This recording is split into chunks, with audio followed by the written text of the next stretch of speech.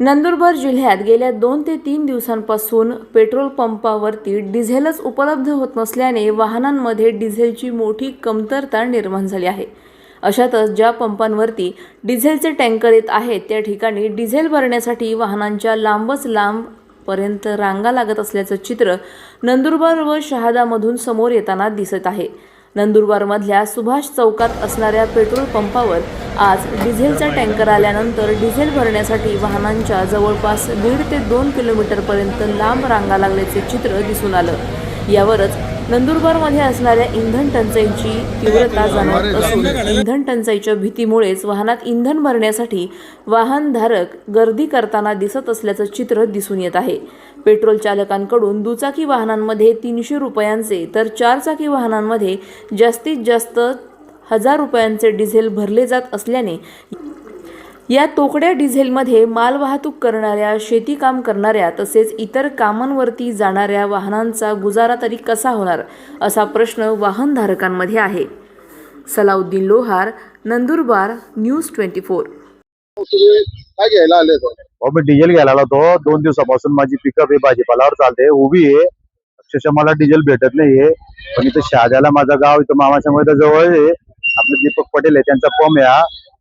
त्यांचं टँकर लगेच आलं, त्यांनी लगेच दिलं, पण वरून जे डिझेल येत नाहीये आणि शेतकऱ्यांचे आमच्यासारखे धंदेवाईक गाडीवाले यांचे जे हाल चालू आहे, हे हाल कधी थांबणार आहे? कृपा करून आम्हाला सरकारला एकच विनंती, ही जी गर्दी दिसते ना, ही गर्दी 2-3 तासापासून उभी होती। ही गर्दी हे पंपचे मालक आहे, पंपच्या मालकने स्वतःने टँकर इथं खाली केला, लगेच राहिले, ते स्वतः काळजी घेतात, पण वरूनच डिझेल येत नाहीये। 3-3 दिवस टँकर तिकडे राहत आहे, हे कधी पूर्ण होणार आहे? लोकांचे असे हाल होणार आहे का? आम्ही तर गरीब आहे, आम्ही गाड्यावाले धंदेवाले, आम्ही गाड्या कर्ज काढून घेतलेले, शेतीचा आता व्यवसाय चालू झालेला आहे। आता हे बिचारे हे मजूर वर्ग हे सुटणार आहे। आता बघून घ्या तुम्ही किती गर्दी चालू आहे। इथं चालू आता एक ऍक्सिडेंट पेशंट आला होता, पेट्रोल नव्हतं, टँकरची वाट बघितली, कुठं नाही, तिकडं पण नाही, तर नाही। शहाद्यामध्ये 6-7 पंप आहेत, फक्त हे 2 पंप वरती आलेले आहे, फक्त ते पण स्वतः मालक आहे।